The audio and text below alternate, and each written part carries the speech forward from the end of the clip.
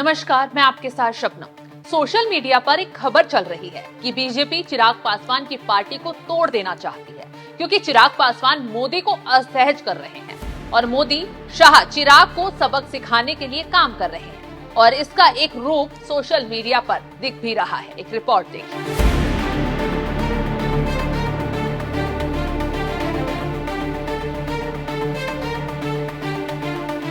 दिल्ली में काफी हलचल है और कहा जा रहा है कि जेडीयू ने मोदी को धोखा दे दिया है और जेपीसी में वक्फ बोर्ड को लेकर विरोध दर्ज कराया है। तो उधर चिराग पासवान राहुल गांधी की लाइन लेकर मोदी शाह के पसीने छुड़ा रहे हैं। ऐसे में एक खबर और आई है जिसने राजनीतिक भूचाल ला दिया है और मीडिया में इस खबर पर काफी लिखा पड़ा जा रहा है। जी हाँ, पीएम मोदी के कथित हनुमान को आज एक बार फिर पार्टी टूटने का डर सताने लगा है, जैसे 2021 में हुआ था। एनडीए की सियासत से किनारे लगाए गए चिराग पासवान के चाचा पशुपति पारस के भाव बीजेपी में अचानक बढ़ गए हैं और अचानक उन्हें पटना से दिल्ली बुला लिया गया है। पशुपति पारस की वजह से ही चिराग पासवान का राजनीतिक करियर दांव पर लगा है, मगर बीजेपी ने 2024 चुनाव में चिराग को 100% स्ट्राइक रेट लगाकर पशुपति का दिवाला निकाल दिया था। लेकिन एक बार फिर इज्जत देखकर पशुपति को अमित शाह ने पुरानी याद ताजा कर दी है। बीजेपी कह ले या मोदी शाह की चाल कह ले, इस कदम को लेकर राजनीतिक विश्लेषक कहने लगे हैं कि राजनीति में बैलेंस जरूरी है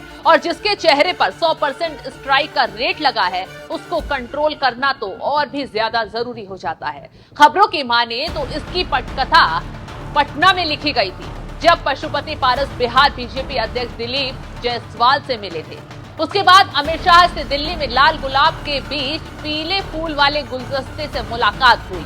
जानकारों की माने तो राजनीति में ऐसे मेल मिलाप के बाद बड़े मायने होते हैं। चिराग पासवान कम से कम इतना तो समझते ही होंगे, जिसने उनको एक समय पर पैदल कर दिया था वही अमित शाह अब उनके चाचा को तवज्जो क्यों दे रहे हैं। लिहाजा चिराग के खेमे में बेचैनी बढ़ी हुई दिख रही है। इसमें आप समझ सकते हैं कि कैसे चिराग डरे हुए हैं।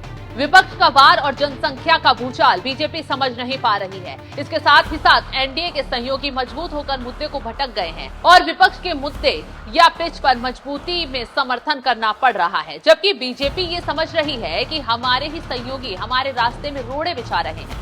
जानकारों की माने तो चिराग अगर बीजेपी को असहज करने की कोशिश करेंगे तो मुश्किल होगी और उसी का नतीजा है कि अमित शाह पशुपति से मिले हैं। ये संकेत चिराग के चाचा और चचेरे भाई की अमित शाह से मुलाकात से मिलता है।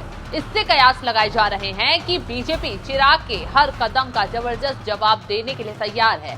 चिराग के 5 सांसदों के साथ अलग रुख अपनाने की खबरें आ रही हैं। ऐसे में बीजेपी की ताकत की नजरअंदाजी नहीं किया जा सकता। चिराग का रुख अगर यही रहा तो अभी सिर्फ विपरीत प्रतिक्रियाएं आ रही हैं। ये बराबर प्रतिक्रिया में बदल सकती हैं। इससे आप समझ सकते हैं कि कैसे एनडीए में ही घमासान मच गया है और ये संकेत दे रहा है कि अगर सहयोगी मोदी को अस्थिर करने की कोशिश करेंगे तो टकराव होगा और टकराव तोड़ फोड़ तक बदल सकता है। तो देखना ये होगा कि आगे चिराग बीजेपी के संकेतों से पीछे हटते हैं या फिर बढ़ते हैं। देखना दिलचस्प होगा। फिलहाल इस खबर पर आपकी राय क्या है, हमें कमेंट कर जरूर बताएं।